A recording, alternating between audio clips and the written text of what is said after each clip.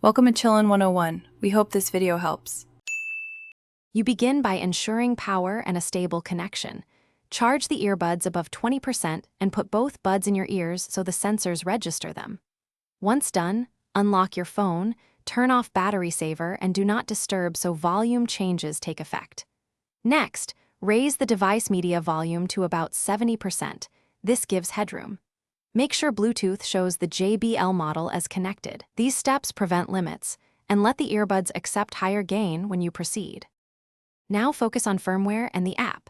Open the JBL Headphones app and apply any firmware update. New firmware can unlock improved gain control. Once updated, disable the in-app volume limiter and choose a louder EQ preset, or raise the treble/bass sliders moderately to increase perceived loudness. For Android, toggle absolute volume if available. For iPhone, confirm the volume limit slider is off in sound settings. These steps change how the earbuds interpret device output, so you actually get louder, not distorted, audio.